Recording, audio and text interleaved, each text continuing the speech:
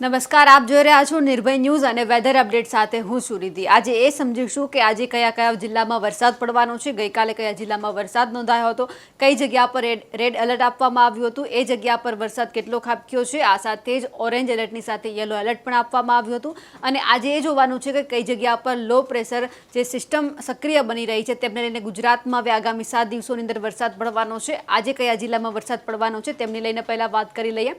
હવામાન વિભાગે જે આગાહી કરી છે એ મુજબ પહેલાં આપણે વિંડીના માધ્યમથી સમજીશું કે કઈ રીતે ગુજરાતની અંદર વરસાદ પડવાનો છે। સૌપ્રથમ તો આજની તારીખમાં આપણે જોઈ રહ્યા છીએ, આજે 3 તારીખ છે અને વરસાદનું એટલું બધું કોઈ પ્રેશર અત્યારે આપણને ગુજરાતમાં નથી દેખાઈ રહ્યું। ગુજરાતમાં વરસાદ છે પરંતુ કોઈ જગ્યા પર અત્યંત ભારે વરસાદની આગાહી નથી કરવામાં આવી, ખાલી ભારેથી અતિ ભારે વરસાદની આગાહી કરવામાં આવી છે અને એ પણ અમુક જિલ્લાની અંદર જ, બાકીના જે વિસ્તારો છે એ જગ્યા પર હળવાથી મધ્યમ વરસાદની આગાહી કરવામાં આવી છે। વિંડીના માધ્યમથી અત્યારે આપણે જોઈ રહ્યા છીએ કે જે રીતે વરસાદની આગાહી કરવામાં આવી છે, કોઈ પણ સિસ્ટમ આપણને અત્યારે નથી દેખાઈ રહી, ખાલી ફક્ત આપણને જે બ્લુ કલર દેખાઈ રહ્યો છે એ જ ખાલી આપણને વરસાદ બતાવી રહ્યો છે। કચ્છના નીચેના ભાગમાં વરસાદ છે, સૌરાષ્ટ્રના અમુક ભાગની અંદર વરસાદ આપણને દેખાઈ રહ્યો છે, અમદાવાદની અંદર પણ આપણને એટલો બધો કોઈ ખાસ વરસાદ ના કહી શકાય એટલો વરસાદ આપણને દેખાઈ રહ્યો છે। અને સૌથી વધારે એક બનાસકાંઠામાં આપણને વરસાદ છે અને જે દક્ષિણ ગુજરાતની અંદર વરસાદ છે તે પણ આપણને જોવા મળી રહ્યો છે। પરંતુ આ જે વરસાદ છે તે હળવાથી મધ્યમ વરસાદની જે આગાહી કરવામાં આવી છે એ મુજબનો વરસાદ છે। હવે એ સમજીશું કે હવામાન વિભાગે જે આગાહી કરી છે એમાં ભારેથી અતિભારે વરસાદની કઈ જગ્યા પર આગાહી કરવામાં આવી છે તેમાં આપણે સમજી લઈએ કે ભારેથી અતિભારે એટલે કે જે સેફ્રોન એટલે કે ઓરેન્જ એલર્ટ જે આપવામાં આવ્યું છે તેમાં કયા જિલ્લાનો સમાવેશ થાય છે। પહેલાં આપણે વાત કરીએ ઉત્તર ગુજરાતની અંદર બનાસકાંઠા જિલ્લો છે એ જગ્યા પર હવામાન વિભાગે ભારેથી અતિભારે વરસાદની આગાહી કરી છે, અત્યંત ભારે વરસાદની આગાહી નથી કરવામાં આવી।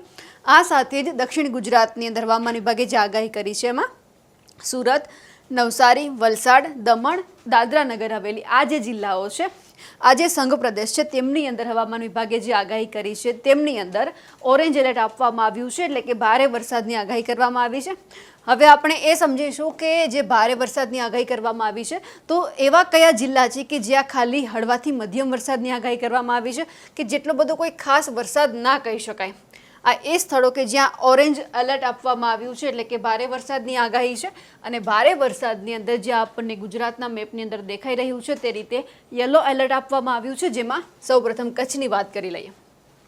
આપણે વિંડીના માધ્યમથી પણ જોયું હતું કે કચ્છના આખા કચ્છ વિસ્તારમાં વરસાદ નથી, પરંતુ જે દક્ષિણનો ભાગ છે, દક્ષિણ કચ્છ કહી શકાય, એ જ વિસ્તારમાં વરસાદ પડવાની સંભાવના છે। આ સાથે જ દેવભૂમિ દ્વારકા, જામનગર, રાજકોટ, પોરબંદર, જુનાગઢ, ગીર સોમનાથ આ એ વિસ્તાર છે કે જે વિંડીના માધ્યમથી પણ આપણને દેખાઈ રહ્યું હતું કે જ્યાં હળવાથી મધ્યમ વરસાદની આગાહી કરવામાં આવી છે અને એ સાથે જ મોરબીમાં કોઈક વિસ્તારમાં છૂટોછવાયો વરસાદ પડી શકે એમ છે। બાકી સુરેન્દ્રનગર, બોટાદ, અમરેલી, ભાવનગર આજે સૌરાષ્ટ્રનો જે વિસ્તાર છે એ જગ્યા પર ભારે વરસાદની આગાહી કરવામાં આવી છે, પરંતુ અતિ ભારે વરસાદની કોઈ જગ્યા પર આગાહી નથી। હવે આપણે વાત કરવી છે ઉત્તર ગુજરાત અને મધ્ય ગુજરાતની। ઉત્તર ગુજરાતમાં પાટણ, મહેસાણા, સાબરકાંઠા, ગાંધીનગર, અમદાવાદ, અરવલ્લી આ જે વિસ્તારો છે એ વિસ્તારમાં વરસાદ પડવાની સંભાવના છે। ભારેથી અતિ ભારે વરસાદની સંભાવના વ્યક્ત કરવામાં નથી આવી, ખાલી ભારે વરસાદની શક્યતા વ્યક્ત કરવામાં આવી છે, એટલે કે અમદાવાદ જિલ્લામાં વરસાદ પડવાનો હોય છે તો અમુક જે વિસ્તાર છે, અમુક ગામડા છે તેમાં જ વરસાદ પડવાનો હોય છે, આખા અમદાવાદ જિલ્લાને વરસાદ કોઈ જગ્યા પર કવર નથી કરતો। આ સાથે જ ખેડા, મહીસાગર, પંચમહાલ, દાહોદ, આણંદ, વડોદરા, છોટાઉદેપુર, ભરૂચ અને નર્મદા જે ઉત્તર ગુજરાતથી લઈને થોડા નીચે આવી એટલે મધ્ય ગુજરાતની અંદર હવામાન વિભાગે જે આગાહી કરી છે એ મુજબ ભારેથી અતિભારે વરસાદ નથી, પરંતુ ભારે વરસાદની જ ખાલી આગાહી કરવામાં આવી છે। પરંતુ એમનાથી થોડા નીચે આવી એટલે કે દક્ષિણ ગુજરાતનું સુરત, નવસારી અને વલસાડ આ 3 જિલ્લા છે એ જગ્યા પર ભારેથી અતિભારે વરસાદની આગાહી કરવામાં આવી છે। પરંતુ એમની જ બાજુ જે તાપી છે, સુરતની બાજુ તાપી એટલે કે તાપી જિલ્લો છે ત્યાં ખાલી ભારે વરસાદની આગાહી કરવામાં આવી છે। એમનાથી થોડા નીચે આવીએ એટલે કે ડાંગની અંદર, ડાંગમાં પણ હવામાન વિભાગે ફક્ત ભારે વરસાદની આગાહી કરી છે। હવે એ સમજીશું કે એવા કયા જે જિલ્લા છે એમની અંદર અમુક તાલુકાની અંદર છૂટાછવાયા વરસાદની આગાહી કરવામાં આવી છે, તો એમની સાથે આપણે વાત કરી લઈએ આ વખતે કે હવામાન વિભાગ જે આગાહી કરી રહ્યું છે એ મુજબ ગાજવીજ સાથે પણ હળવાથી મધ્યમ વરસાદની જે આગાહી કરવામાં આવી છે તેમાં કયા મોટાભાગના સ્થળોનો સમાવેશ થઈ રહ્યો છે, એટલે કે ગાજવીજ સાથે હળવાથી મધ્યમ વરસાદની આગાહી, વીજળીના કડાકા સાથે વરસાદની આગાહી કરવામાં આવી છે. તેમાં આપણે ઉત્તર, મધ્ય અને દક્ષિણ ગુજરાત, જે આ સાઈડનો જે પૂર્વનો જે વિભાગ છે એ તરફ ગાજવીજ સાથે મધ્યમથી હળવા વરસાદની પણ આગાહી કરવામાં આવી છે. બનાસકાંઠાના અમુક તાલુકા હોઈ શકે છે, પાટણ, મહેસાણા, સાબરકાંઠા, ગાંધીનગર, અમદાવાદ, ખેડા, આ જે વિસ્તારો છે, આ જે જિલ્લા છે એ જગ્યા પર ગાજવીજ સાથે હળવાથી મધ્યમ વરસાદની આગાહી કરવામાં આવી છે. અરવલ્લીમાં પણ મહીસાગર, પંચમહાલ, દાહોદ, વડોદરા, આણંદ, છોટાઉદેપુર, ભરૂચ, નર્મદા, ઉત્તર ગુજરાતથી લઈને મધ્ય ગુજરાત અને એ પછી દક્ષિણ ગુજરાતની અંદર સુરત, તાપી, ડાંગ, નવસારી, વલસાડ, દમણ, દાદરાનગર હવેલી, આ વિસ્તારો છે કે આ જગ્યા પર વરસાદ પડશે. પરંતુ અમુક ગામડાઓમાં જ, આખા ગુજરાતની અંદર જે પૂર્વનો પટ્ટો છે, ઉત્તરથી લઈને જે દક્ષિણની જે વિસ્તાર છે એ જગ્યા પર વરસાદ પડશે. પરંતુ કોઈ પણ જગ્યા પર રેડ એલર્ટ આપણને જોઈ શકાતું નથી. હવામાન વિભાગે વરસાદની આગાહી ચોક્કસ કરી છે કે વરસાદ પડશે, પરંતુ કોઈ જગ્યા પર પૂર આવે તેવી સ્થિતિ તો નહીં જ હોય. આ સાથે જ હવે એ વાત કરી લઈએ કે એવા કયા વિસ્તાર છે કે જે હળવાથી મધ્યમ વરસાદની આગાહી કરવામાં આવી છે, એટલે કે નોર્મલી વરસાદ પડી શકે છે. એમાં કચ્છનો સમાવેશ થાય છે, મોરબી, સુરેન્દ્રનગર, જામનગર, દેવભૂમિ દ્વારકા, પોરબંદર, રાજકોટ, બોટાદ, અમરેલી, ભાવનગર, જુનાગઢ, ગીર સોમનાથ. કચ્છથી લઈ અને સૌરાષ્ટ્રનો જે વિસ્તાર છે એ જગ્યા પર પણ હવામાન વિભાગે જે આગાહી કરી છે એ મુજબ ગાજવીજ સાથે હળવાથી મધ્યમ વરસાદની આગાહી કરવામાં આવી છે. હવામાન વિભાગે જે વરસાદનું પૂર્વાનુમાન કર્યું છે એ મુજબ આપણે સમજી રહ્યા છીએ કે કયા વિસ્તારમાં વરસાદ પડવાનો છે અને કઈ રીતે વરસાદ પડવાનો છે, કારણ કે સમગ્ર ગુજરાતની અંદર તો વરસાદ નથી. હવે એ જોઈ લઈએ કે મેઘગર્જનાની ચેતવણી હવામાન વિભાગે કયા વિસ્તારમાં કરી છે. આપણને દેખાઈ રહ્યું છે એ રીતે હવામાન વિભાગે જે આપણને એક મેપ દર્શાવ્યો છે અને બધી જગ્યા પર હવામાન વિભાગે જે મેઘગર્જનાની ચેતવણી કરી છે તે પણ આપવામાં આવી છે.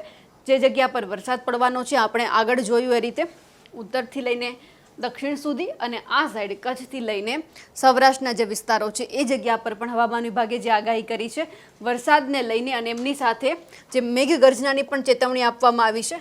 જે રીતે આપણે આમાં જોયું હતું, ગાજવીજ સાથે એટલે કે વીજળીના કડાકા સાથે વરસાદ પડવાની સંભાવના છે. આ વખતનું જે ચોમાસું છે એ લા નીનોના કારણે બહુ સારું રહેવાનું છે. ગયા વર્ષે જે ચોમાસું હતું એમાં અલ નીનોનો પગપેસારો થયો હતો, એટલે કે ચોમાસું થોડું નબળું રહ્યું હતું.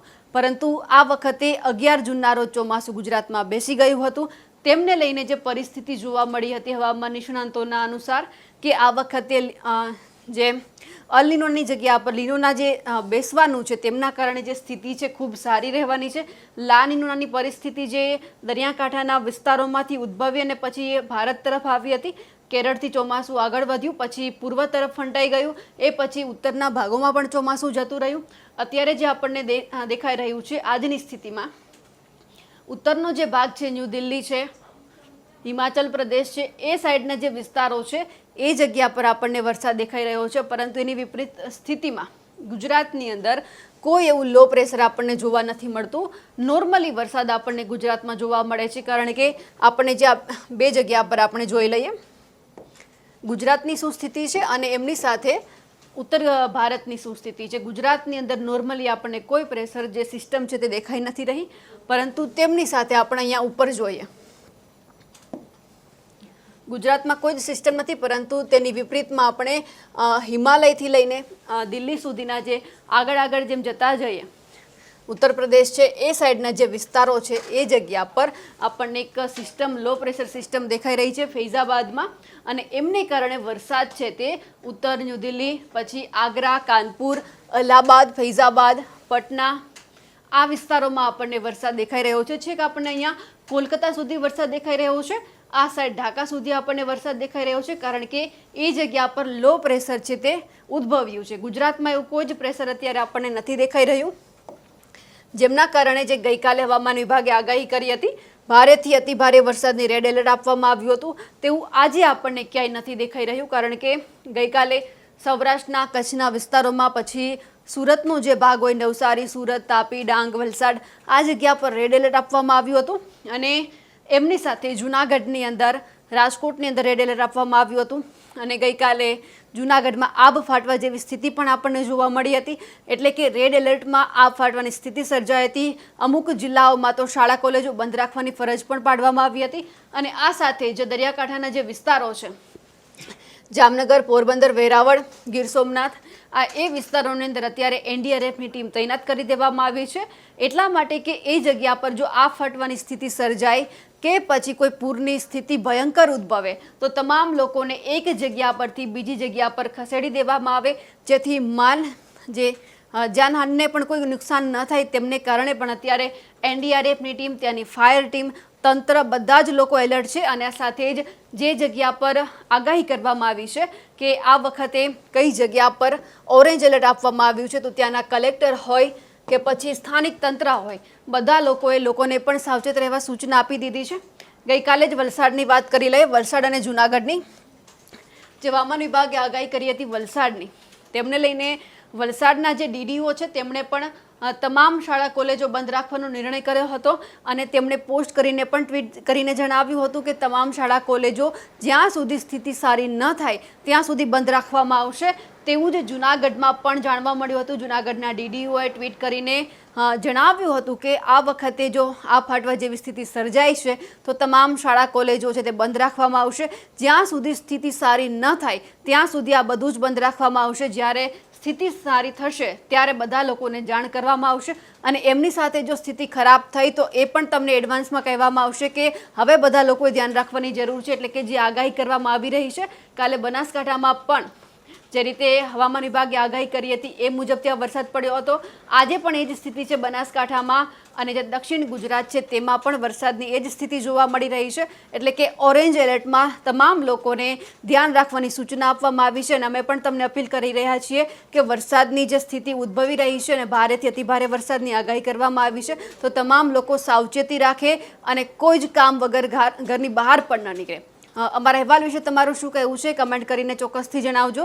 સાથે જ નિર્ભય ન્યૂઝને લાઇક, શેર અને સબસ્ક્રાઇબ કરવાનું ના ભૂલશો. નમસ્કાર.